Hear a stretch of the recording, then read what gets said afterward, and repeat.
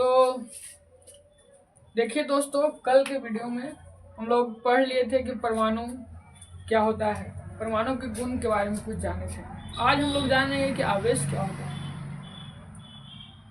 आवेश आखिर उत्पन्न कैसे होता है, होने का मुख्य रीजन है इलेक्ट्रॉनों का स्थानांतरण। जब इलेक्ट्रॉन एक बॉडी से दूसरी बॉडी में जाता है तो एक धनावेशित हो जाता है और एक ऋणावेशित हो जाता है। पहले देखिए आखिर आवेश का डिफिनेशन क्या होता है। तो आवेश किसी भी परमाणु अथवा पदार्थ में, कोई भी परमाणु लीजिए, कोई भी पदार्थ लीजिए, किसी भी परमाणु अथवा पदार्थ में इलेक्ट्रॉनों की संख्या तथा प्रोटॉनों की संख्या में असंतुलित हो जाने के कारण जो उस तत्व एवं पदार्थ पर विद्युतीय गुण उत्पन्न हो जाता है तो उसको हम कहते हैं कि वह आवेशित वस्तु हो गया। जैसे कि कभी कभी जैसे कि मार्कर को और सर में लगड़िएगा ना तो वो दोनों वस्तु आवेशित हो जाता है, क्योंकि एक वस्तु से इलेक्ट्रॉन निकल जाता है और दूसरे वस्तु के सतह पे चले जाता है। तो आपसे ऑब्जेक्टिव में पूछ सकता है कौन उत्पन्न होने के लिए कौन उत्तरदायी है, इलेक्ट्रॉन की प्रोटॉन।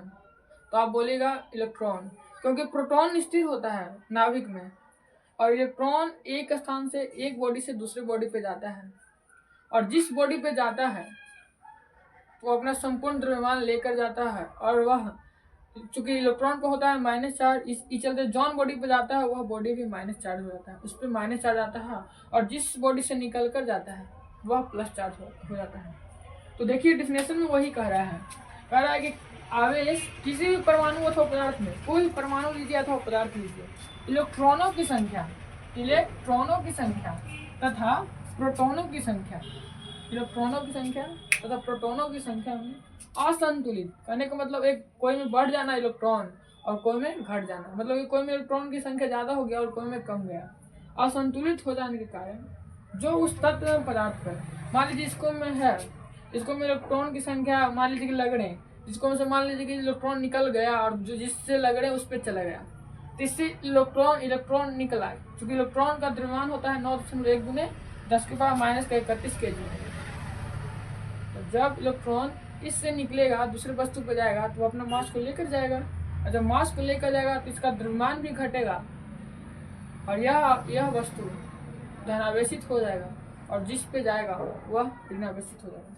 तो आवेश के बारे में हम लोग समझे। अब देखते हैं कि आवेश के प्रकार कितने हो सकते हैं। तो अभी हम बताएं कि आवेश जब जाता है तो जिस पे गया वह ऋण आवेश हो जाएगा वहां पे, और जहां से निकल कर गया वह धनावेश हो जाएगा। तो आवेश दो प्रकार का होता है, पहला धनावेश, दूसरा ऋणावेश। तो देखिए धनावेश क्या है। धनावेश क्या है? यदि किसी परमाणु अथवा पदार्थ में इलेक्ट्रॉनों की संख्या कम और प्रोटॉनों की संख्या अधिक तो वह धनावेशित हो जाता है। जैसे कि प्रोटॉन पे होता है प्लस चार्ज और इलेक्ट्रॉन पे होता है माइनस चार्ज। और जिसकी संख्या अधिक होगा, जैसे कि मान लीजिए कि घर में 10 पुरुष है और 5 स्त्री है, तो बताइए किसका वहाँ पे भारी पड़ रहा होगा? तो पुरुष लोगों के लिए, है ना। मतलब कि जिसकी संख्या अधिक होगा वही अपना मतलब कि पावर दिखाएगा। यहाँ पे भी वही बात है। हम लोग जानते हैं कि इलेक्ट्रॉन पे होता है माइनस चार्ज और प्रोटॉन पे होता है प्लस चार्ज। तो वही कहता है कि धनावेश क्या है। तो प्रोटॉन की संख्या अधिक होगा, मतलब वो अपना प्लस चार्ज ज्यादा रखेगा, प्लस चार्ज ज्यादा है तो वह धनावेशित है, और वहाँ जहाँ पे माइनस चार्ज ज्यादा है वह ऋणावेशित है।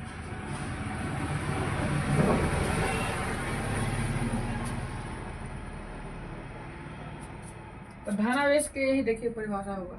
यदि किसी परमाणु अथवा पदार्थ में इलेक्ट्रॉनों की संख्या कम, है ना, इलेक्ट्रॉनों की संख्या कम और प्रोटॉनों की संख्या अधिक। इलेक्ट्रॉनों की संख्या कम होना चाहिए, उसमें जो भी ऋणावेशित है वहाँ पे इलेक्ट्रॉन की संख्या कम होगा और प्रोटॉन की संख्या अधिक होगा, तो उसे कहेंगे धनावेश। देखिए आपसे डिफिनेशन नहीं पूछेगा कि धनावेश क्या है, ऋणावेश क्या है ना, लेकिन जान लीजिए फिर ऋणावेश क्या है। अथवा पदार्थ में इलेक्ट्रॉनों की संख्या अधिक और प्रोटॉनों की संख्या कम तो वह ऋणावेशित हो जाएगा।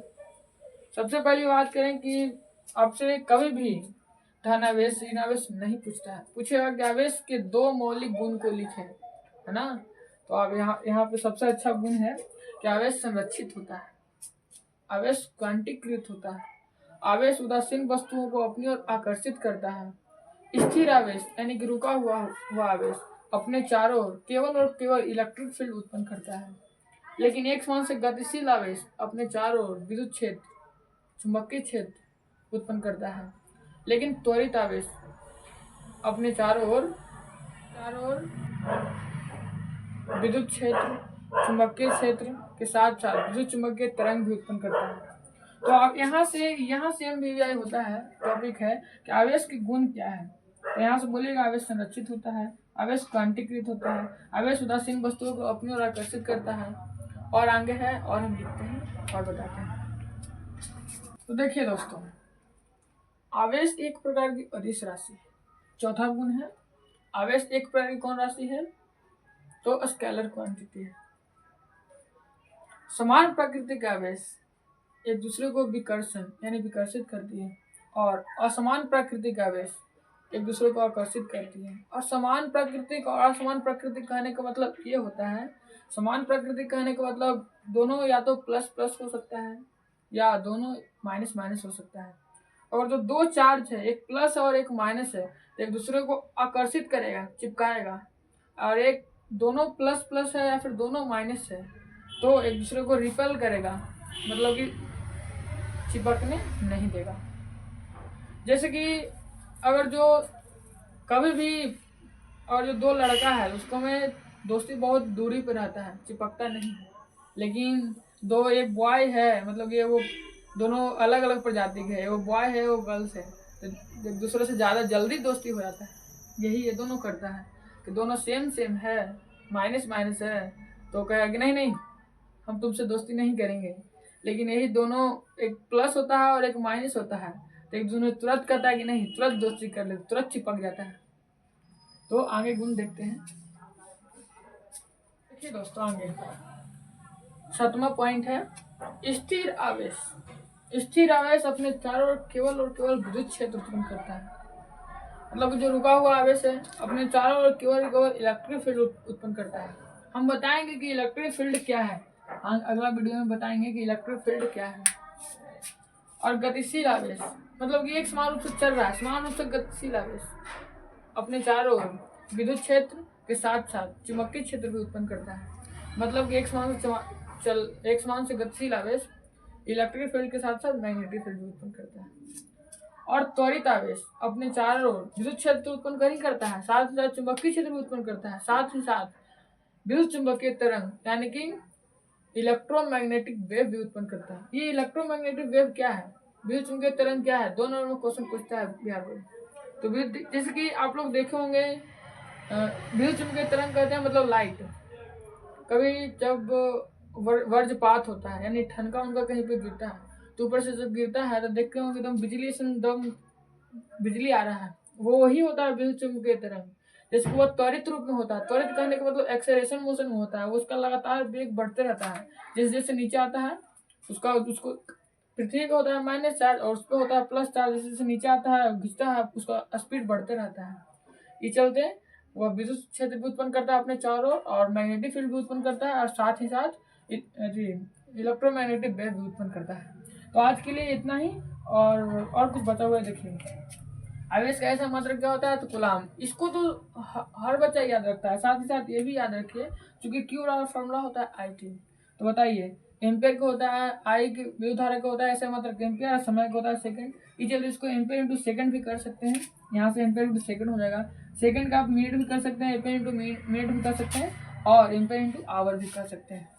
तो आज के लिए इतना ही। अगले वीडियो में हम लोग जानेंगे कि आखिर दो आवेश है, तो दो आवेश एक दूसरे को रिपेल कितना बल से करेगा, आकर्षण कितना बल से करेगा, है ना, उसका फोर्स निकालेंगे कैसे, कुलाम्स लॉ पढ़ेंगे, उनके नियम के कुछ गुण पढ़ेंगे, उनके नियम कहाँ कहाँ लागू होता है और कहाँ कहाँ लागू नहीं होता है, इनके बारे में पढ़ेंगे। उसके बाद हम लोग पढ़ेंगे विद्युत क्षेत्र क्या है, फिर विद्युत क्षेत्र की तीव्रता क्या है, इसके बारे में अगले वीडियो में जानेंगे।